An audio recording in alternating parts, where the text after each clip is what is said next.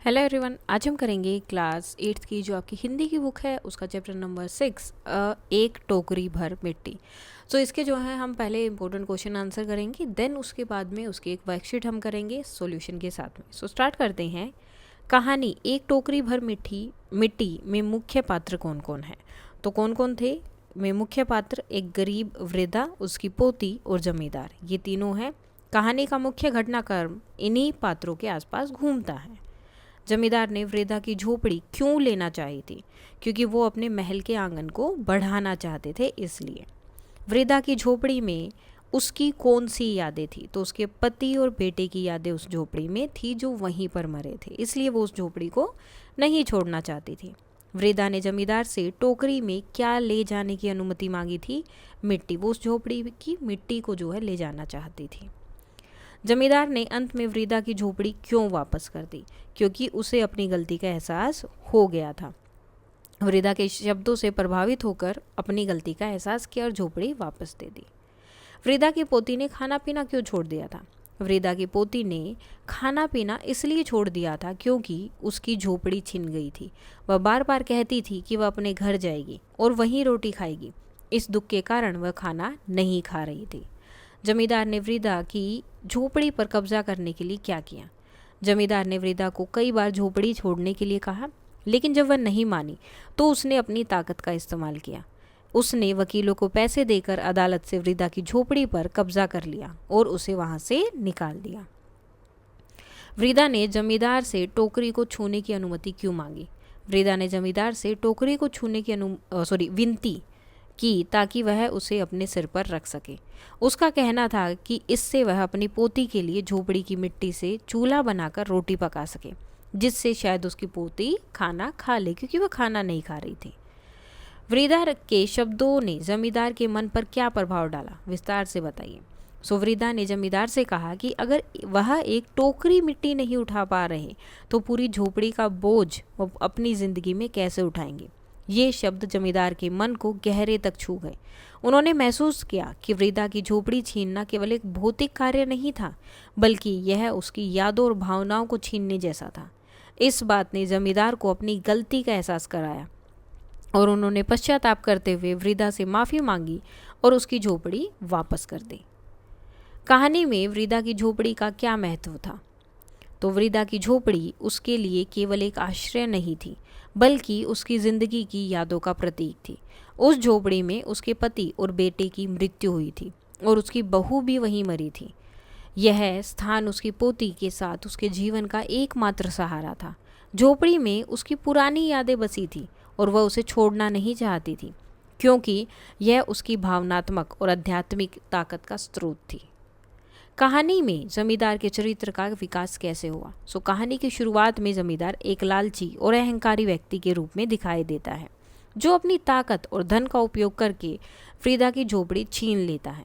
वह वृद्धा की भावनाओं को नहीं समझता, लेकिन जब वृद्धा टोकरी भर मिट्टी मांगने आती है तो उसे टोकरी छूने के लिए कहती है, तो वह टोकरी का भार महसूस करता है। वृद्धा के शब्दों से उसे अपनी गलती का एहसास होता है। अंत में वह पश्चाताप करता है, वृद्धा से माफ़ी मांगता है और उसकी झोपड़ी वापस कर देता है, जिससे उसका चरित्र दयालु और समझदार बन जाता है। कहानी एक टोकरी भर मिट्टी का मुख्य संदेश क्या है? विस्तार से समझाएं। सो कहानी एक टोकरी भर मिट्टी का मुख्य संदेश यह है कि धन और ताकत के घमंड में किसी के साथ अन्याय नहीं करना चाहिए। हमें दूसरों की भावनाओं और उनके जीवन से जुड़ी चीज़ों का सम्मान करना चाहिए। जमींदार ने अपने लालच और अहंकार के कारण वृद्धा की झोपड़ी छीन ली, लेकिन वृद्धा के शब्दों ने उसे यह एहसास कराया कि किसी का घर और उसकी यादें छीनना कितना बड़ा बोझ है। यह कहानी सिखाती है कि सच्ची ताकत धन या शक्ति से नहीं, बल्कि दया, करुणा और इंसानियत में है। अगर कोई गलती हो जाए तो उसे स्वीकार करके सुधार करना ही सही रास्ता है। यह कहानी हमें दूसरों के दुख को समझने और उनकी भावनाओं का सम्मान करने की प्रेरणा देती है। कहानी में वृद्धा के चरित्र की विशेषताओं का वर्णन करें और बताएं कि उसने जमींदार को कैसे प्रभावित किया।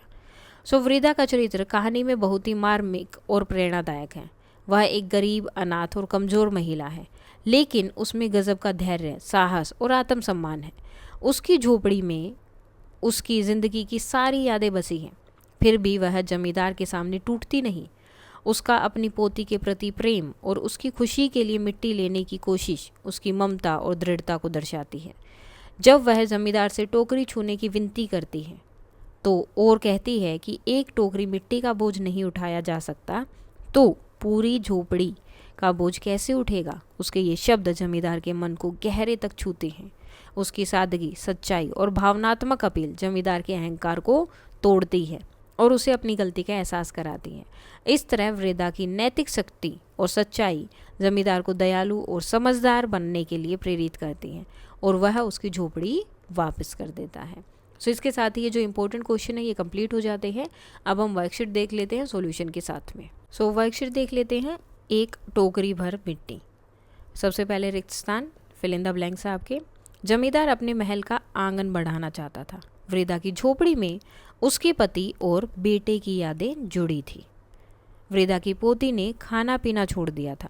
जमींदार टोकरी भर मिट्टी उठा नहीं पाया था जब वृद्धा ने बोला कि मेरी हेल्प मदद करो। कहानी में जमींदार ने अंत में वृद्धा से माफ़ी मांगी। सही और गलत। जमींदार ने शुरुआत से ही वृद्धा की भावनाओं का सम्मान किया, तो ये गलत है, नहीं किया था। वृद्धा अपनी झोपड़ी छोड़ना नहीं चाहती थी क्योंकि उसमें उसकी पुरानी यादें थी। सही। वृद्धा अपनी पोती के लिए झोपड़ी की मिट्टी चाहती थी, तो ये भी क्या है, सही है। जमींदार ने नौकरों से टोकरी उठवाकर वृद्धा को दी, ये गलत है। कहानी में यह शिक्षा मिलती है कि दया और करुणा सबसे बड़ी ताकत है, तो ये क्या है, सही। अब आपको 2 कॉलम दिए हैं, इनको करना है मैच। जमींदार महल का आंगन बढ़ाना चाहता था। वृद्धा झोपड़ी की मिट्टी मांगने के लिए आई थी। पोती ने खाना छोड़ दिया था और टोकरी भर मिट्टी जमींदार से उठी नहीं थी। कहानी से शिक्षा क्या मिली, दया और करुणा का महत्व। अब 1 वर्ड आंसर्स है। कहानी के लेखक कौन है, माधवराव स्प्रे। वृद्धा की आखिरी सहारा कौन था, पोती। जमींदार ने झोपड़ी पर कब्जा करने के लिए किसकी मदद ली, वकील की। वृद्धा झोपड़ी से क्या लेने आई थी, मिट्टी। जमींदार को अपनी गलती का एहसास किसने दिलाया, वृद्धा ने। अब क्वेश्चन आंसर है, जमींदार वृद्धा की झोपड़ी क्यों लेना चाहते था, क्योंकि वह अपने महल का आंगन बड़ा करना चाहते थे, यानी कि बढ़ाना चाहते थे।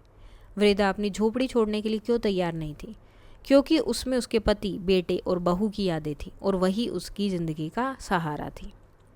वृद्धा ने जमींदार से मिट्टी मांगने का कारण क्या बताया, उसने कहा कि उसकी पोती झोपड़ी की मिट्टी से बने चूल्हे की रोटी ही खाना चाहती है।